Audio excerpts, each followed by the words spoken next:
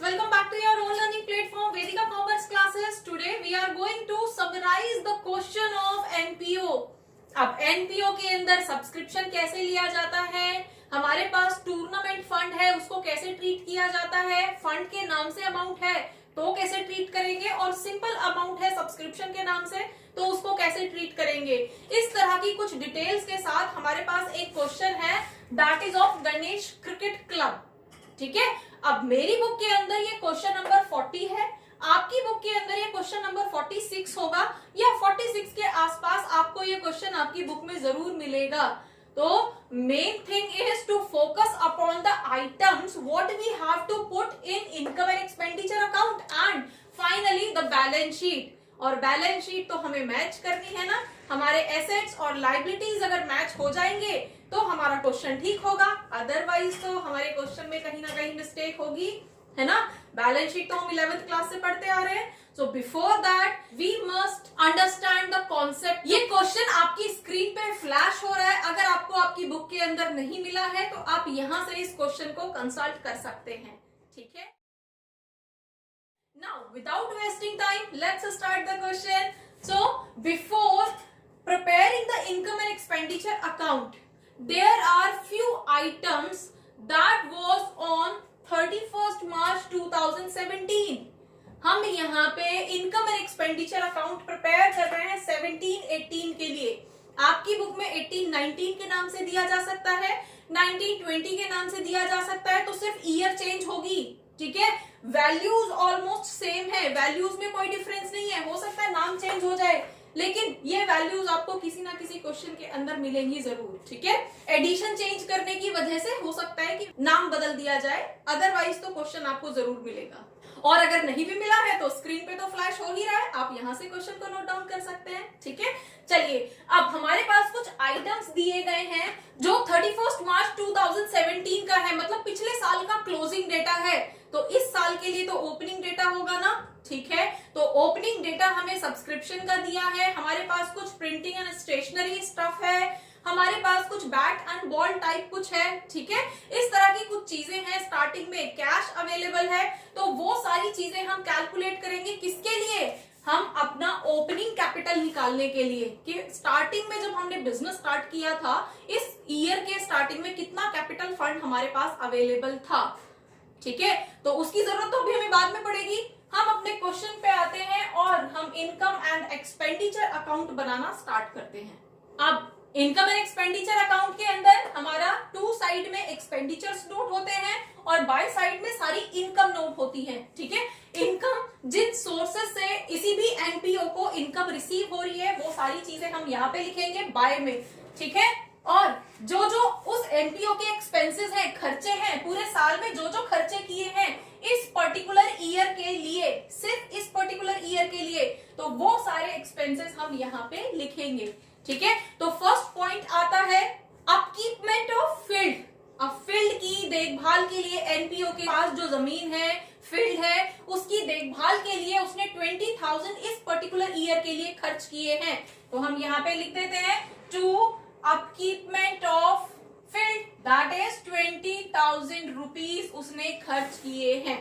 ठीक है, next one is rates and insurance, 2,000 rupees खर्च किए हैं रेट्स और इंश्योरेंस के लिए। ठीक है, रेट्स एंड इंश्योरेंस के लिए 2,000 रुपीज खर्च किए गए हैं, इंश्योरेंस पॉलिसी दी गई होगी किसी भी चीज की। टेलीफोन का जो रेंट दिया गया है दैट इज 500 रुपीज, तो टू टेलीफोन 500 रुपीज। अब next item is printing and stationery. अब प्रिंटिंग एंड स्टेशनरी एनपीओ के अंदर क्या एक्सपेंडिचर बोला जाता है? नहीं, printing and stationery, bat ball, ये सारी चीजें तो एसेट की तरह ट्रीट की जाती है ना एनपीओ के अंदर, तो यहाँ तो नहीं आएंगी। उनका जो बैलेंस है, जितना हमने परचेज किया, वो सारी चीजें हम एनपीओ के अंदर बैलेंस शीट में शो करते हैं। अब प्रिंटिंग एंड स्टेशनरी के हमारे पास यहाँ पे मल्टीपल आइटम्स दिए गए हैं, मल्टीपल वैल्यूज दी गई हैं। जैसे प्रिंटिंग एंड स्टेशनरी का कुछ ओपनिंग स्टॉक था हमारे पास, दैट वाज 2,000 रुपीज का था। ठीक है, और हमने ड्यूरिंग द ईयर जो परचेज किया है, जो आपके ट्रायल बैलेंस के अंदर दिया गया है, दैट इज ऑफ 1,000 रुपीज। हमने ड्यूरिंग द ईयर 1,000 रुपीज का खरीदा भी है, तो टोटल स्टेशनरी हमारे पास कितनी हो गई? 3,000 एंड स्टेशनरी एक्सपेंसेस हमारे हो गए हैं। अब यहाँ पे हमें डेप्रीसिएशन भी बोला गया है कि प्रिंटिंग एंड स्टेशनरी के ऊपर हमें डेप्रीसिएशन लगाना है 25%। ठीक है, तो यहाँ पे इनकम एंड एक्सपेंडिचर अकाउंट के अंदर हम कोई भी प्रिंटिंग एंड स्टेशनरी की वैल्यू तो लेंगे नहीं, फिर क्या लेंगे, उन पे लगने वाला डेप्रीसिएशन। और डेप्रीसिएशन कितने परसेंट का लग रहा है, एट द रेट ऑफ 25%। तो 25% कितना होगा, 3000 का 25% इज 750 रुपीज का डेप्रीसिएशन। क्लियर हुआ। स्टेशनरी की कोई भी डायरेक्ट वैल्यू हम यहां नहीं लेते, उसका अगर क्लोजिंग स्टॉक है तो क्लोजिंग बैलेंस शीट में लेंगे, ओपनिंग स्टॉक है तो ओपनिंग बैलेंस शीट में लेंगे। यहां पे हम सिर्फ उस पे लगने वाला डेप्रीसिएशन या फिर ड्यूरिंग द ईयर कंज्यूम होने वाली स्टेशनरी हम यहाँ पे लेते। फिर हमने कंज्यूम क्यों नहीं निकाला यहाँ पे, क्योंकि हमें यहाँ पे कोई भी क्लोजिंग स्टॉक की वैल्यू नहीं दी गई है। बच्चे ध्यान रखना कि जब भी हमारे पास ओपनिंग स्टॉक और क्लोजिंग स्टॉक दिया गया है और ड्यूरिंग द ईयर परचेज की वैल्यू भी दी गई है, तब हमें कंजम्पशन निकालना पड़ता है कि उस पर्टिकुलर चीज का हमने कंजम्पशन कितना किया ड्यूरिंग द ईयर, फिर उस कंजम्पशन को हम यहाँ पे लिखते हैं। ठीक है, लेकिन यहाँ पे ओपनिंग वैल्यू दी है और ड्यूरिंग द ईयर हमने 1000 रुपए के खर्चे और किए हैं प्रिंटिंग एंड स्टेशनरी पे, लेकिन क्लोजिंग स्टॉक की वैल्यू नहीं दी गई है, तो हम यहाँ पे कंजम्पशन नहीं निकालेंगे। ठीक है, हम ड्यूरिंग द ईयर कितना कंज्यूम हुआ वो नहीं निकालेंगे, सिर्फ उस पे डेप्रीसिएशन बोला गया है तो सिर्फ डेप्रीसिएशन निकालेंगे। समझ आया। ठीक है, कहाँ हम गुड्स कंज्यूम्ड की वैल्यू निकालते हैं और कहाँ हमें गुड्स कंज्यूम्ड की जरूरत नहीं पड़ती। तो यहाँ हमें कॉस्ट ऑफ गुड्स कंज्यूम्ड या कॉस्ट ऑफ स्टेशनरी कंज्यूम्ड की जरूरत नहीं है, यहाँ हम सिर्फ डेप्रीसिएशन चार्ज करेंगे। तो टू डेप्रीसिएशन करके हम लिख देते हैं। अब फर्स्ट डेप्रीसिएशन किस पे लगेगा, प्रिंटिंग एंड स्टेशनरी पे 750 रुपीज का डेप्रीसिएशन लगा है। और ये हमने ऐसे क्यों लिखा है, क्योंकि डेप्रीसिएशन लगाने के लिए हमारे पास एक और आइटम है, that is bats and ball. तो बैट बॉल पे भी हमें डेप्रीसिएशन लगाना है। कितनी वैल्यू दी गई है आपकी, बैट बॉल आपके 7000 के आपने इस साल में खरीदे हैं और पुराना वाला जो स्टॉक था दैट वाज 15000, मतलब ओपनिंग के टाइम पे 15000 के बैट बॉल आपके पास थे और 7000 के आपने ड्यूरिंग द ईयर और खरीदे हैं, तो टोटल कितना हो गया, 22000 के हो गए ना बैट बॉल। तो यहाँ पे अगर हम करते हैं तो हमारे पास बैट्स एंड बॉल 15,000 के स्टार्टिंग में थे और 7,000 के आपने ड्यूरिंग द ईयर खरीदे हैं, तो 22,000 का स्टॉक हो गया बैट बॉल का। क्लियर। अब क्लोजिंग स्टॉक इसमें कुछ दे रखा है नहीं, तो क्लोजिंग स्टॉक इसमें दे नहीं रखा, फाइन। तो अब हमें जब क्लोजिंग स्टॉक नहीं दे रखा तो bat ball consumed during the year, ये तो निकालने की जरूरत नहीं है, कंजम्पशन तो निकालने की जरूरत नहीं है। फिर क्या निकालेंगे, सिर्फ डेप्रीसिएशन, क्योंकि डेप्रीसिएशन के लिए क्वेश्चन में बोला गया है। और डेप्रीसिएशन कितना चार्ज करना है, 50%। तो टोटल 50% आपको यहाँ पे डेप्रीसिएशन चार्ज करना है, तो इसका सीधे हाफ हो जाएगा 20% से। तो क्लियर। तो कितना हो जाएगा, 11,000 का तो डेप्रीसिएशन लग जाएगा और 11,000 के बचेंगे। तो अभी हम यहाँ पे बैट एंड बॉल 11,000 रुपीज का डेप्रीसिएशन लग गया। बस डेप्रीसिएशन के दो ही आइटम्स थे, हमने लिख दिए। तो टोटल डेप्रीसिएशन कितना हुआ, 11,750 रुपीज का टोटल डेप्रीसिएशन लगा। समझ आया कैसे कैलकुलेट करेंगे। अब next item is general charges. अब हमारे पास यहाँ पे 2 जनरल चार्जेस। अब चार्जेस कितने लगे हुए हैं, 500 रुपीज के हमारे चार्जेस लगे हुए हैं, बिल्कुल चार्ज करेंगे। Then secretary honorarium. अब सेक्रेटरी को ऑनरेरियम के फॉर्म में कुछ पैसा दिया है, ठीक है, तो वो भी तो एनपीओ का एक्सपेंस होगा। टू सेक्रेटरियल ऑनरेरियम अकाउंट, आपके पास 2000 रुपीज खर्च हुए हैं। क्लियर। अब हमारे एक्सपेंसेस की और कोई डिटेल नहीं दे रखी है।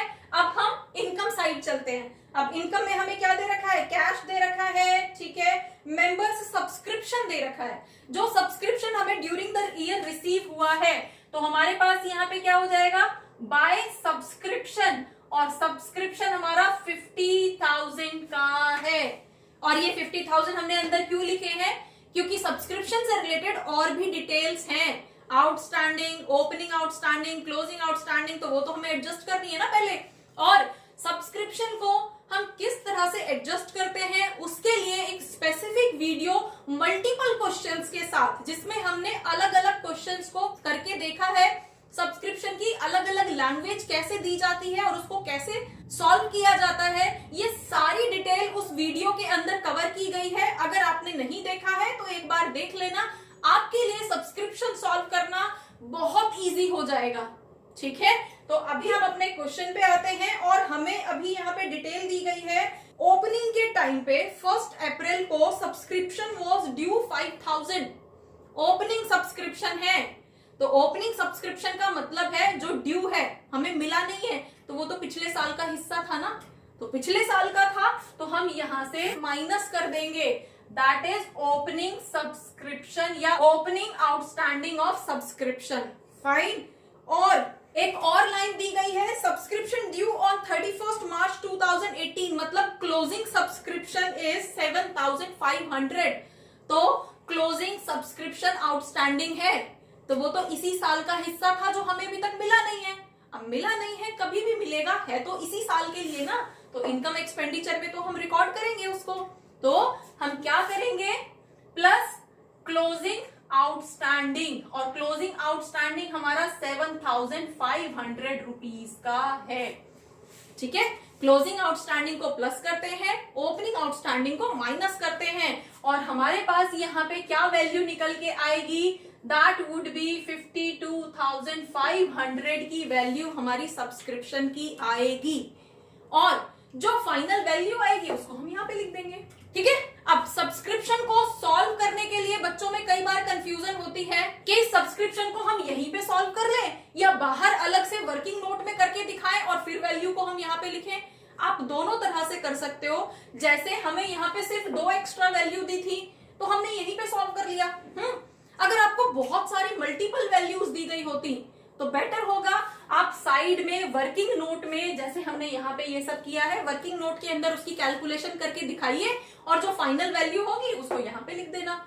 दोनों ही मेथड ठीक है, मार्क्स नहीं कटेंगे आपके, ठीक है।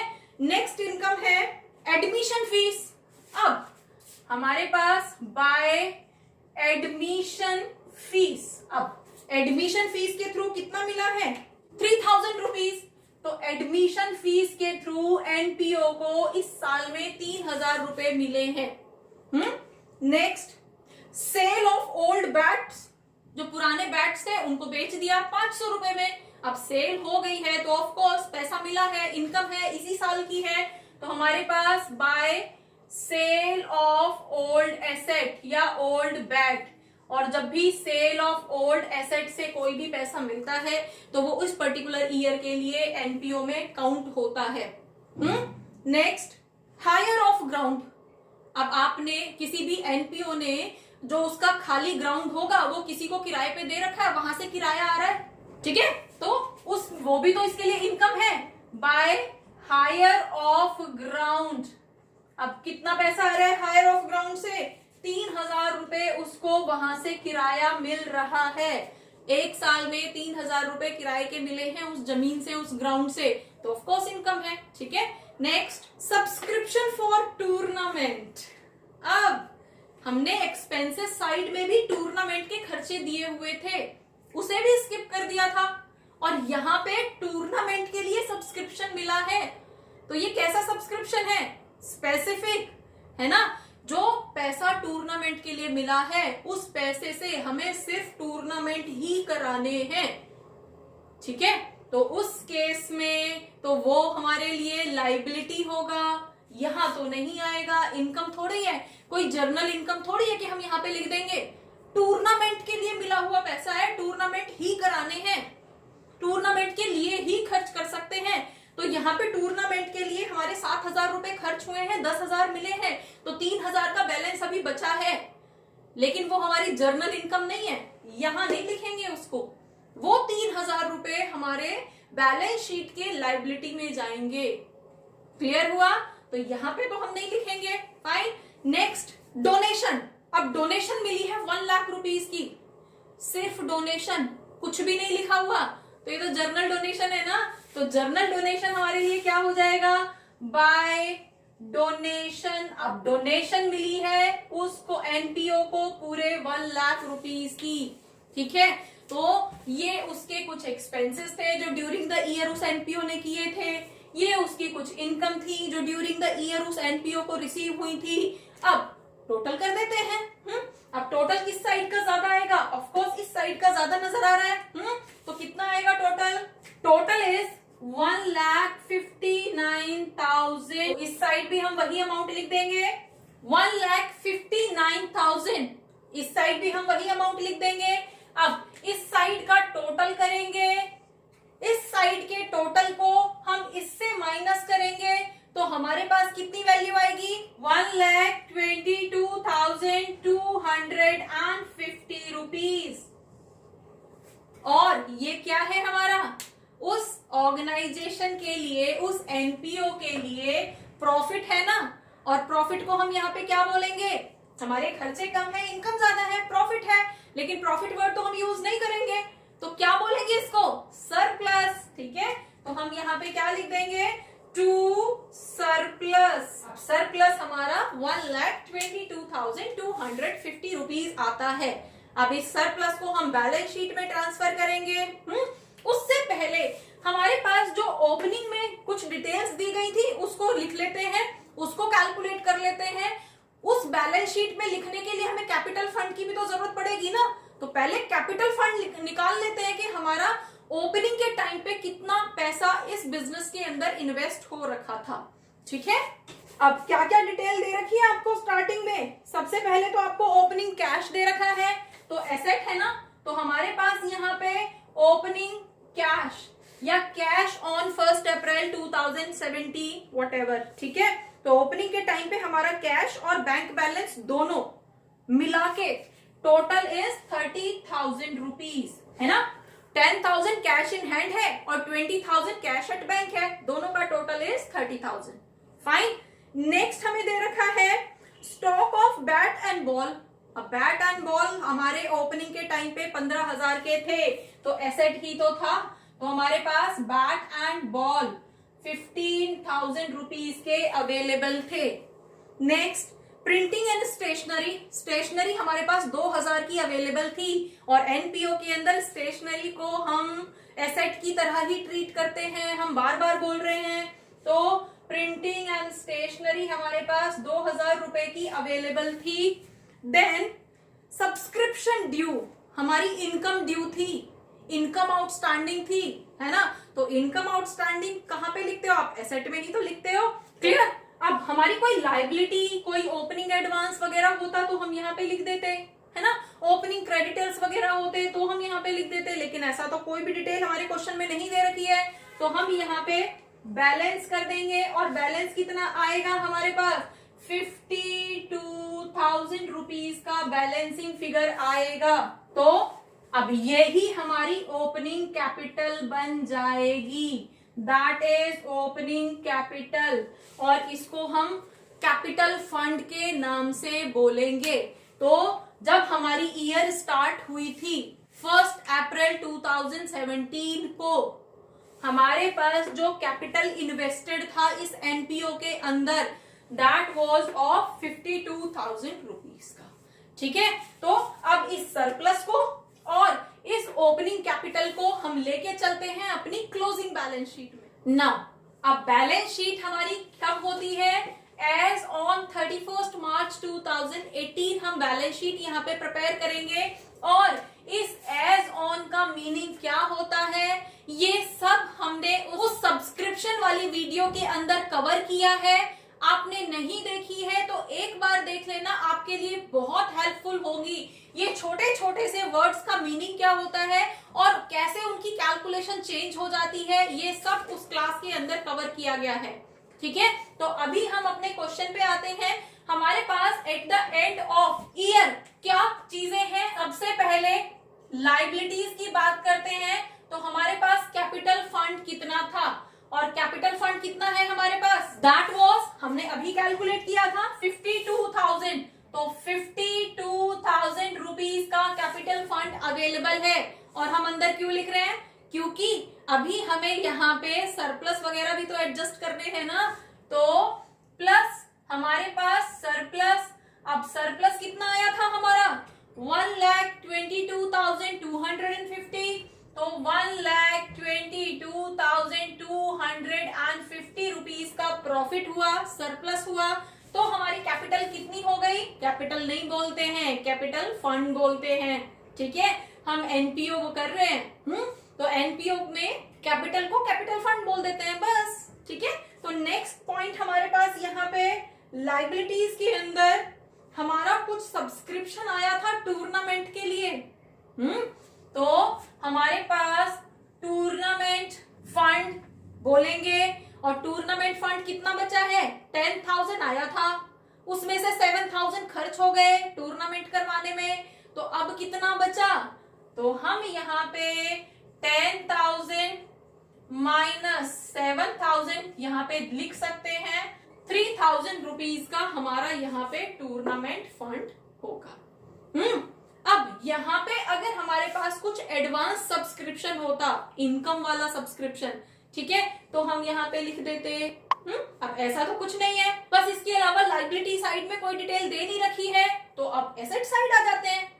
अब एसेट में क्या क्या है, सबसे पहले तो हमारा सब्सक्रिप्शन ले लेते हैं, और सब्सक्रिप्शन कौन सा वाला, सब्सक्रिप्शन आउटस्टैंडिंग वाला, और आउटस्टैंडिंग सब्सक्रिप्शन कितने का था, 7,500।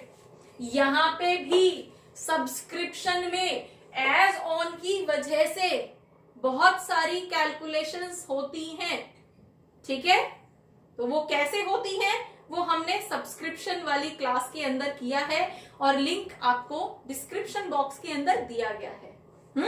नेक्स्ट एसेट में आ जाते हैं। अब नेक्स्ट एसेट हमारे पास है बैट एंड बॉल का, और बैट एंड बॉल हमारे पास कितने हैं, अब यहाँ पे हमने कैलकुलेट किया था ना, टोटल बैट एंड बॉल थे 22,000 के, 50% का डेप्रिसिएशन लग गया, मतलब 22 में से 11,000 का तो डेप्रिशिएट हो गए, तो बचे कितने के, 22 माइनस 11, तो 11,000 के हमारे पास बैट एंड बॉल दिए गए हैं, हम यहाँ पे लिख देंगे। मीन्स ये ईयर खत्म होते होते हमारे पास सिर्फ 11,000 के स्पोर्ट्स मटेरियल बचे हुए हैं, वो हमने यहाँ पे लिख दिया। क्लियर। नेक्स्ट आता है प्रिंटिंग एंड स्टेशनरी। अब प्रिंटिंग एंड स्टेशनरी भी कितने की थी, 3,000 की थी टोटल, अब उसमें से 750 डेप्रिशिएट हो गया, तो कितना बचा हमारे पास, 2,250, तो हमारे पास 2,250 का प्रिंटिंग एंड स्टेशनरी बचा हुआ है। क्लियर। अब नेक्स्ट आ जाता है कैश, कैश या बैंक। हम यहाँ पे दोनों का टोटल एक साथ करके लिख रहे हैं, आप चाहे तो अलग अलग भी लिख सकते हो, चाहे तो एक साथ भी लिख सकते हो, ठीक है। तो हमारे पास कैश कितना दे रखा है, क्लोजिंग कैश इज 1 लाख और कैश एट बैंक इज 56,500, तो टोटल करके हम लिख दें 1,56,500। कहां से आया, क्लियर है। 1 लाख हमारे पास कैश था और बैंक में हमारे पास 56,500 का बैलेंस था, दोनों को टोटल करके हमने एक साथ लिख दिया। क्लियर। बस एसेट की हमारे पास ये डिटेल्स दी गई हैं, तो अब हम इसको टोटल कर देते हैं, और एसेट्स और लाइबिलिटीज दोनों इक्वल आनी चाहिए हमारी। टोटल करके कितना आ रहा है इस साइड का, 1,77,250 रुपीज, और इस साइड को भी प्लस करेंगे, 1,77,250 रुपीज का हमारी लाइबिलिटीज आती हैं, और 1,77,250 रुपीज के ही एसेट हैं। इट मीन्स हमारा क्वेश्चन सही है। तो होपफुली इस क्वेश्चन के थ्रू आपको समझ आया होगा कि हम एनपीओ के इनकम एंड एक्सपेंडिचर अकाउंट के अंदर कितने अकाउंट्स बनाने की हमें जरूरत पड़ती है, कहाँ हमें गुड्स कंज्यूम्ड के लिए अलग अकाउंट बनाने की जरूरत है, कहाँ हमें नहीं जरूरत है, हम डायरेक्टली लिख सकते हैं। बैलेंस शीट में हमें पहले ओपनिंग बैलेंस शीट बनानी पड़ेगी या नहीं बनानी पड़ेगी, ये आपको समझ आया होगा। For more keep watching, keep learning. Thank you.